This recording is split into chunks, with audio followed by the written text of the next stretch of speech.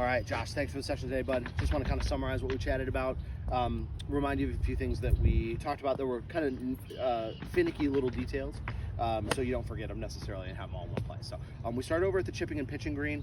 Obviously, the thing that you were struggling with, from my perspective, the most was good ground contact, right? You tended to hit them fat most of the time, not even too many thin ones. I think the biggest cause of that was, man, that ball position, you had it back behind your right foot.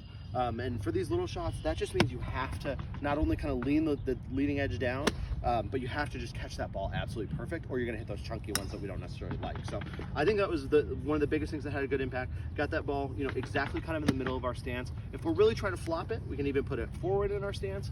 If we want to kind of run it out a little bit, it's okay to have it a little bit back of center, but not anywhere near as far as we had it back there. So the other important thing that I kind of impressed upon you with those kind of tweener wedges, right, the ones that are touch shots around the green, are to get that face open a little bit. Really important to maintain the loft of the club and then to expose the bounce. So that's the thing that's getting down to the roots of the grass and not getting that leading edge dug into the ground and stopping it. From there, and then that tempo, right? We really encourage you to try and create the same tempo with those shots back and through and help control your distance that way. Then we talked a little bit of sort of distance wedges, right? When we looked at our couple different distances with using the same tempo, the length of our swing to help control the distance. So for our 25-yarder, maybe it's about this far. For our 50-yarder or thereabouts, it's about up to our waist. And then for our 75-yarder, maybe it's getting to lead arm parallel, which would be about here or something like that. But really, you have to figure that out for yourself, right? Your clubs are the ones that'll help let you determine that. But if you can find a place where you can put a couple markers in, that'll help you.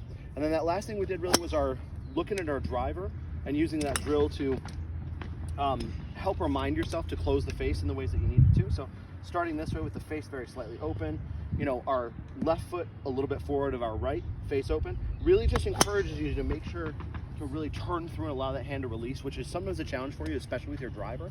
So I think that drill could potentially help you out there. So, all right, man, thanks a lot for the session.